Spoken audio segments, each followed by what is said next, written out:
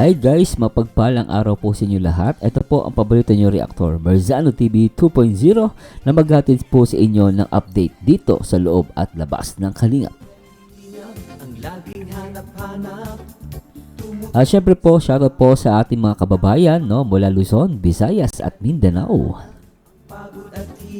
At panibagong araw, panibagong reaction video at the same time, i-shoutout muna natin syempre ang ama ng Kalingap. Ordinaryong vlogger. Lingap sa may hirap, ordinaryong vlogger, ang ama ng Kalingap. Siyempre, nag-iisang Kuya Val Santos, matubang. Salamat sa lahat ng sakripisyo nyo, Kuya Val Santos, matubang ate. At siyempre, shoutout din po sa nag-iisang ina at co-founder ng Kalingap. Siyempre, walang iba kundi si Ate Edna Vlogs.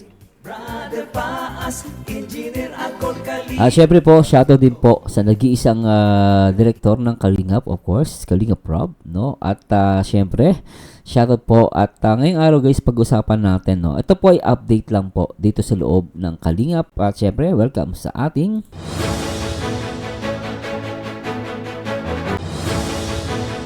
Kalingap News Update. At ito na nga guys, syempre, shoutout po sa lahat ng mga Rochelle fans.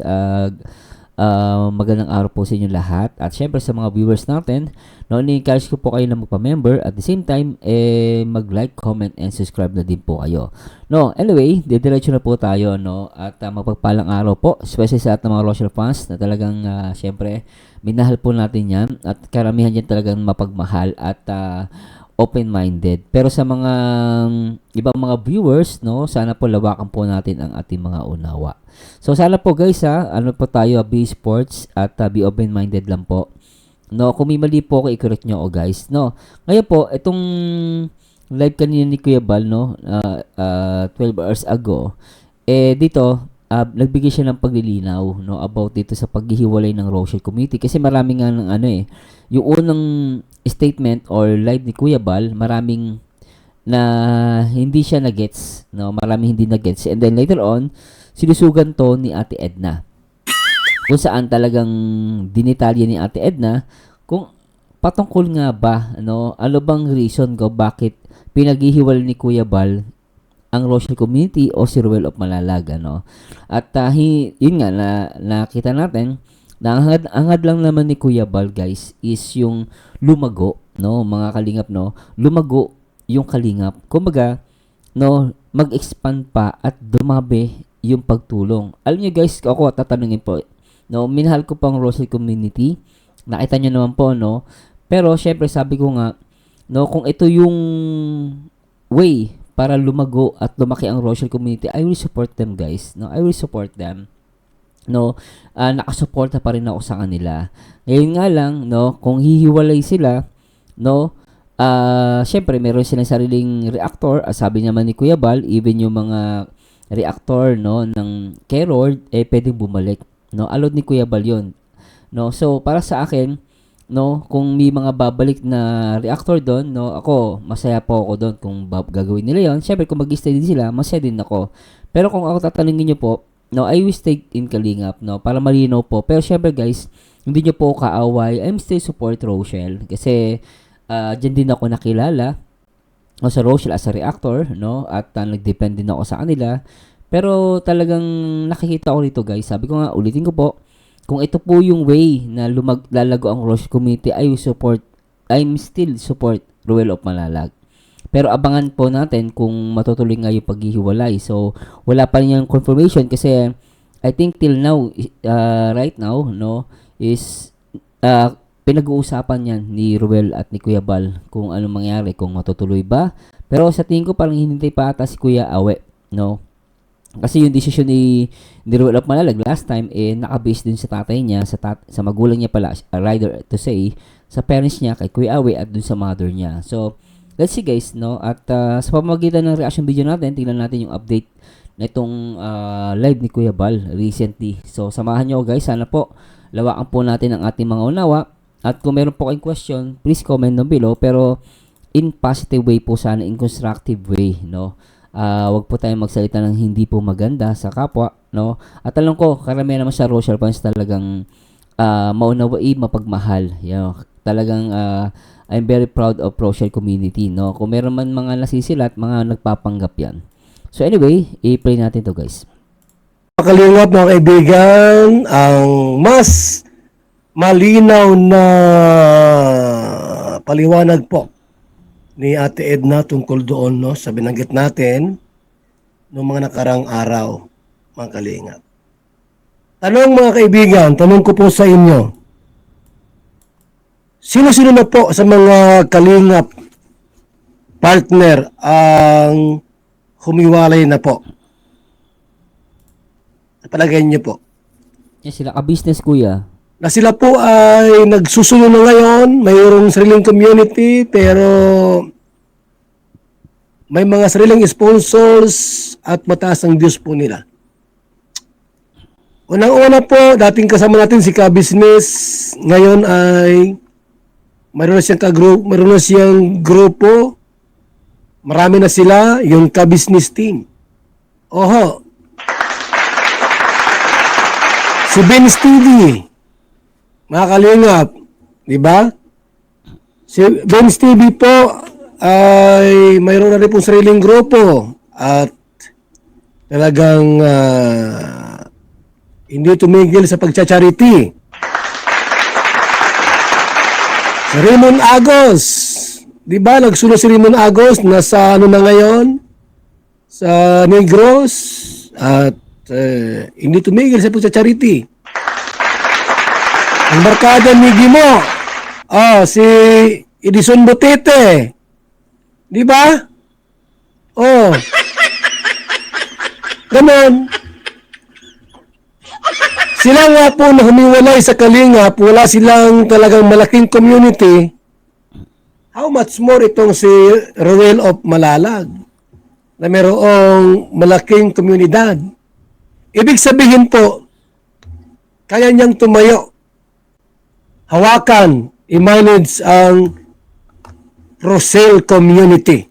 So ito guys, nagbigay ng halimbawa. Ano to guys, sana po nagbigay ng halimbawa si Kuya Bal Santos Matubang, no, na mayroong mga dating Kalinga partner na lumago din. Kumbaga successful, no, si Ka-Business, yung binanggit niya, si Ka-Business, no, Ka-Business, tapos sila si Raymond Agos. Tignan natin guys ha. Subukan ko lang po na na tignan yung channel nila, no. At i-compare po natin kay Ruel of Malalag, no. So maganda ma-compare natin yung kay Ruel of Malalag, then yung binanggit ni Kuya Bal na mga dating kalingap, no, kung saan na binigay nga ni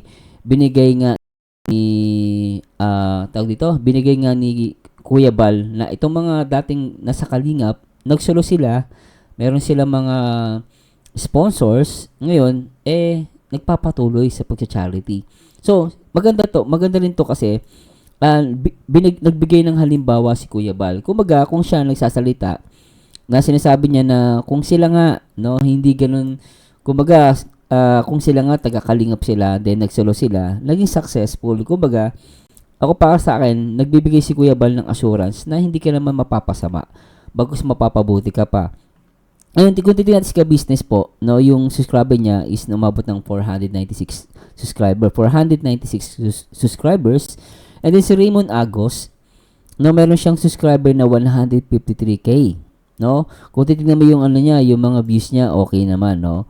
Tingnan lang guys, pasasya na po, kita mo, 1 day ago, 8 hours ago, 1k lang, 1.4. So, kahit ganyan yung views niya, tuloy pa rin siya sa pag-charity, no. At nakita niyo naman guys, 153k lang yan. Hiwalay na po siya sa Kalinga pa, no. 153k yan po tandaan niyo guys, dati siyang Kalingap, no. Pero kinikilala pa rin siya ni Kuya Bal. At the same time, si Roel of Malalag, tignan niyo naman guys. Ang subscriber ni Roel of Malalag is 429k. Pero mas kung i-compare mo yung video ni Roel, talagang malakas. Malakas siya. Kaya yung sinasabi natin na si Roel talagang masipag, malakas, madisiplina, nakaka-inspired na vlogger. Totoo po yun. Naniniwala po ako doon. Talagang ipagmamalaki ko si Roel. At makikita mo naman na kung gaano siya kasipag at mapagmahal sa mga tinutulungan niya. O Raymond Agus, tingin nyo, 153k lang. Ang baba pa nga ng views niya. Pero, nakapagsolo siya. Ibig sabihin, hindi yun pang-aapi na sinasabi ng iba na parang inapi, no? Si Ruel of Malag kasi pinapaalis. No, hindi po totoo yun. Ako, naniniwala po ako, mabuti po yung hangarin ni Kuya Bal. Wala siyang hinangad na masama. Totoo siya, mas malakas pa nga siya kay ka-business. Although, 496 si ka-business, si Ruel ilan? 429. So, malaki si ka-business. Pero kung titignan mo yung views, malaki pa rin, o almost same, no? Pero mas malaki pa rin kay Ruel. Kasi yung live niya, ano eh, ayan, no? Yung live niya, hindi ganun kalaki. Pero si Ruel, malaki talaga yung live niya kung titignan natin, no? Mas malaki, di ba?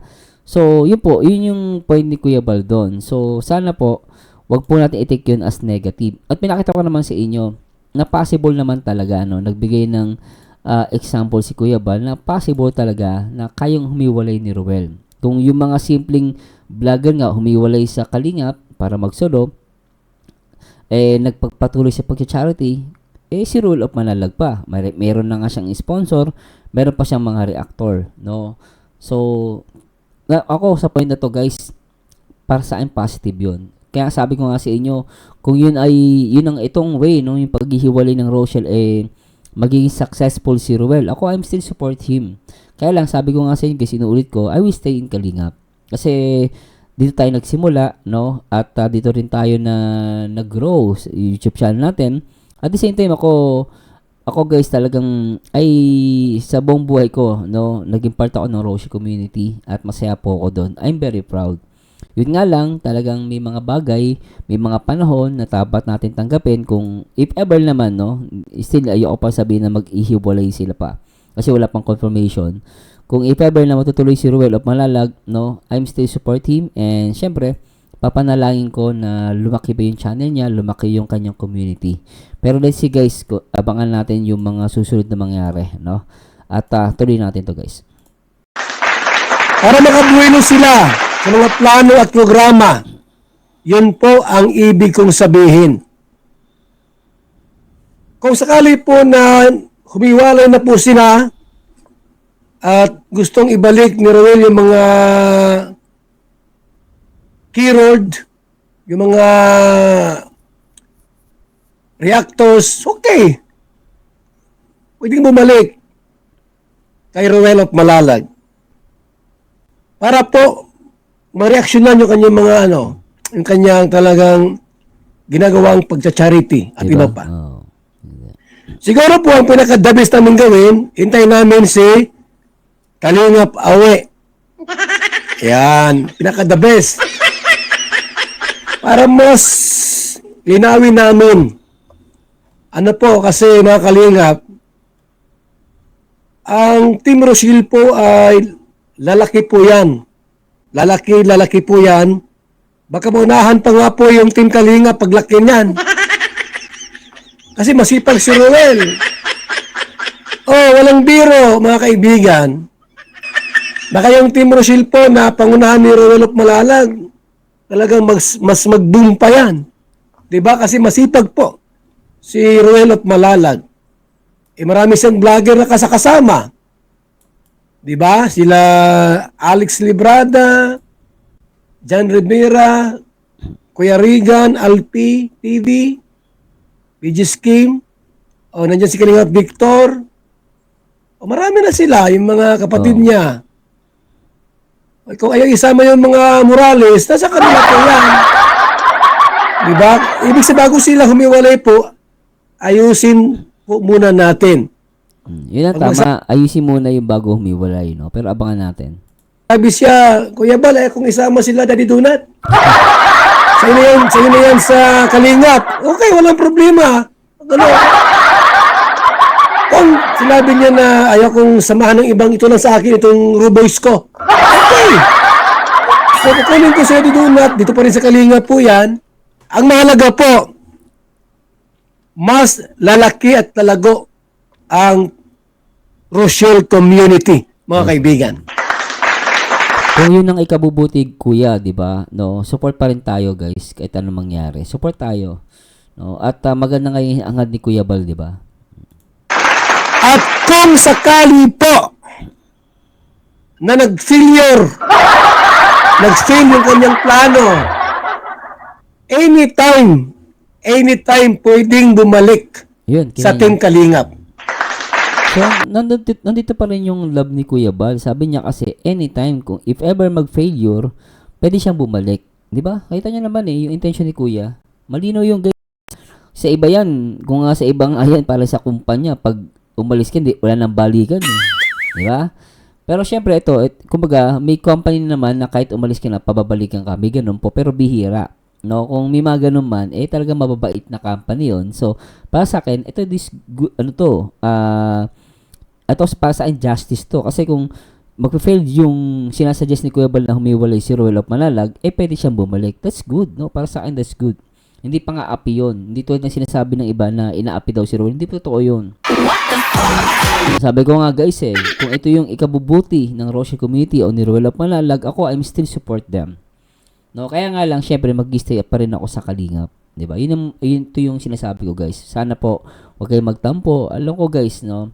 Huwag niyo pa mapagkamalian, pero yun po no. Kung yun ang ihabubuti ni Roel of Malalag, no. Pero tuloy natin 'to, guys. Bakit? Pamangkin ko naman 'yan. Ang papa niya kapatid ko. Oh. Parang si Mighty Amy, kapatid ko. Ganon. So pagka halimbawa nahirapan na siya po at talagang parang di ko kayanin to, parang sasabog na ako nito, Kuya Bal, baka pwedeng bumalik sa Kalingap. Okay! No problem! Ang mahalaga po, nasubukan nyo.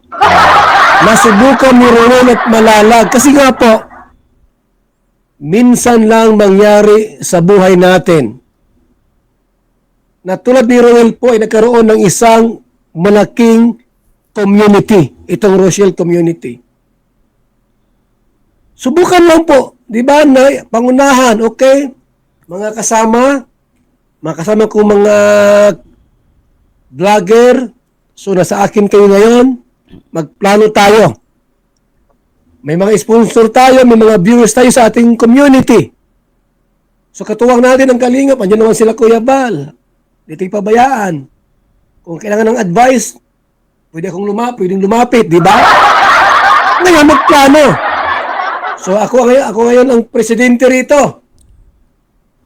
Ako ang presidente, Roel of Malalag. Ang gawin kong vice president dito. Si Kalingap Awe. Ay, dae. O, ikaw na, Alex. Vice President ng ating team. Ngayon, sino ang ating sekretary? Sino magaling magsulat dyan? Ikaw na lang, Kuya Regan. Okay, auditor. Ano pala, tesorer? Tesorer, ikaw. Sino dito ang pwede mag-tesorer? Ay, dahil mali. Sino lang ang ating sekretary? Angeli. Okay, si Angeli. Treasurer, sino? Masabi si Roel, Ma! Ito na lang mag-treasurer, Ma. Mama ni Maricho. Ayoko! Di ba ako vlogger? Papa mo na lang. Masabi si Awe, Hindi ako dyan. Di na ako sa Kalingap. Papa Bal. Wala problema. Sigurito ang hindi para budol. Ikaw, Mari, para budol ka? Hindi po. Gusto mag-treasurer? Ay, kung pagkatiwalaan mo ko, Mario, ikaw ang treasurer. Okay. Sino ang auditor dito? Dapat dalawang auditor, ang ating auditor kasi milyon ang pira natin, milyon. Ikaw na pag-scheme, auditor ka? Okay. Wala problema, idol. Sino pa dito, auditor? Wala na iba rito auditor, Alpi! Sige! Kompleto na po. Ngayon, magplano sila. Diba? Ano ang gagawin natin sa programa? Invite si Kuya Bal sa ating, opening. Dito, dapat invite ang magiging guest speaker. Pupunta ako, guest speaker. No problem. Wala problema. So, iguning opening ng iyong anong tawag dito mga kaibigan? Anong tawag dyan sa opening po ng anong ano? So, kompleto kayo, walang problema. Ha?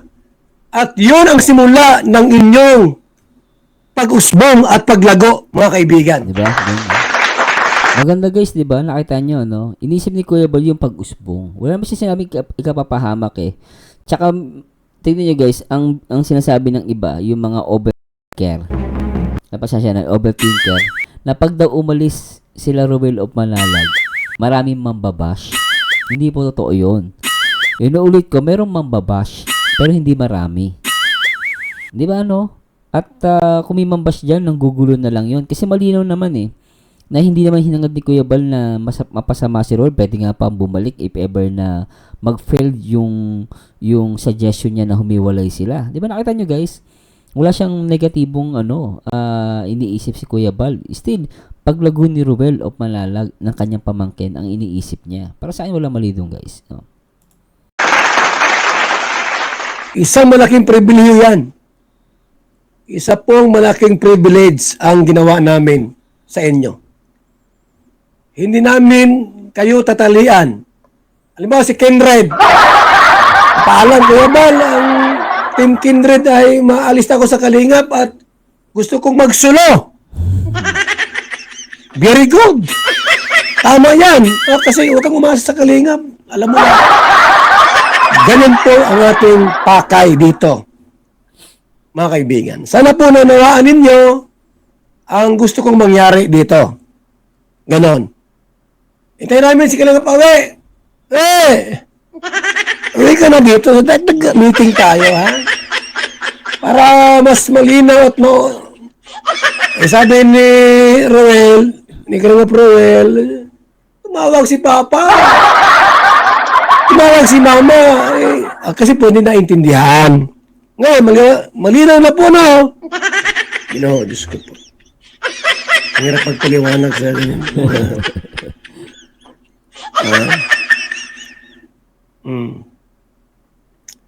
Kaya magpaparagay, walang.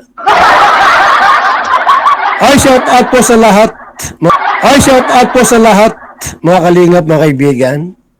So, final meeting namin, doon kami saan lugar dyan? Sa Tipi-Tapi po, ma-meeting kami. Kasama namin si Kuya Brooks. Tapos, si Roel of Malalag. Ang Ruboys, kasama natin sa meeting. Kasama rin po natin sa meeting ay si Ate Edna. Kalingap Rob, isama rin po natin. At para pag-usapan po ng masingsinan ang mga bagay na ito. Yan ang maganda kuya. That's the best thing to do. No, yan ang first thing to do. Na tama yan ako dito na mag-meeting sila. Para po lalong lumago, lumaki, kumalat ang ating pagchacharite. Di ba? Oo, yun ang gusto natin po. Pag mayroon ng kakayanan, mayroon ng pwedeng mabuong community, pinaka-the best po. I-explore natin. Para mas makatulong pa tayo ng mas maraming tao. Tama. Sa buong Pilipinas! Yung mga bashers po, pag wala kayong jacket, huwag kayong mag-bash. Hintayin niyo po na maka-jacket kayo kasi pagka wala kayong jacket, i-hide kayo. Ay, magandang umaga, gabi sa ating lahat.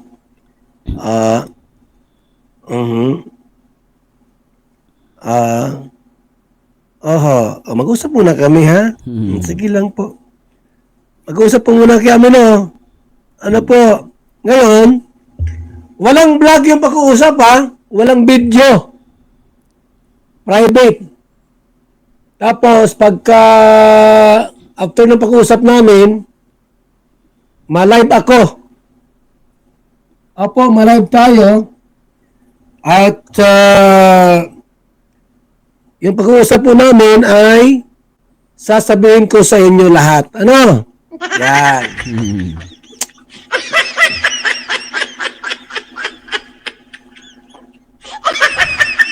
Ano itong si Tatay Papsi? Oh, So ito guys, iba na yung usapan dito Pero salamat po sa Diyos sana po nakuha yung point ni Kuya Bal at ako guys, basta tayo lawan natin. Ako, I'm looking forward kung matutuloy itong usapan nila at itong paghihiwalay at pinaka gusto ko narinig na ito yung tama na mag-meeting sila nila Ate Edna, Kuya Bal, Kalinga Prab, sila Tatay Awe, sila Ruel of Malalag. So sana mangyari to. At tignan natin sa mga susunod na araw kung ano yung kalalabasan ng kanilang meeting. Pero basta tayo guys, iwasan po natin ang pambabash kay Ruel of Malalag, kay Kuya Bal, kay Ate Edna. Iwasan po natin hindi po makakatuloy. Let's let them na mag-manage at mag-usap. Pag-usapan nila yan. At alam ko, magiging positibo yan. Basta tayo, mag-isip lang tayo ng positibo. At sabi ko nga, whatever it is, I will still support Ruel of Malalag. Dahil naniniwala ako sa kakayahan niya, sa kanyang adikain, sa kanyang objective, at siyempre sa kanyang pagtulong dito sa pagtulong sa ating mga kababayan na ang nagturo din siyempre si Kuya Bal Santos Matubang. Basta ako guys, looking forward. At kung may nasabi po ako, i-correct nyo ako at comment down below. Pero sana po wag po tayong magsalita ng negative. At kasi useless din yan useless po, hindi makakatulong. Anyway, lagi nyo po tatandaan, mag-react ayon sa itsura, magkomento ayon sa ganda. At ang taong bitter ay walang forever. At lagi nyo lang po tatandaan, ang objective po ng Kalingap is tumulong, at syempre magbigay kasiyahan dito sa ating mga kababayan, especially mga kapwa OFW natin talagang nalulungkot sa abroad. At maraming salamat po at kita-kits po ulit tayo guys sa aking next video reactions. Bye-bye po guys, and to God be the glory. Bye-bye po.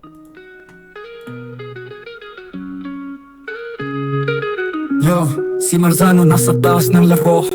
Reactor na legit, laging may panalo. Ang bawat opinyon, siguradong matindi. Kayo Love Team fans, madalas mapaluhod sa tabi. Mga basher, lagi silang nakabantay. Kahit anong gawin niya sa likod, laging nag-aantay. Pero si Marzano, hindi takot sa away. Naglalabas ng totoo kahit sinong magalit, okay? Sa Love Teams, may sarili siyang tingin. Real talk, di plastic, laging malinaw ang dating. Bawat galaw, bawat salita may direksyon. Kahit na minsan may magalit, siya di nawawala ng atensyon. Marzano, hari ng reaksyon.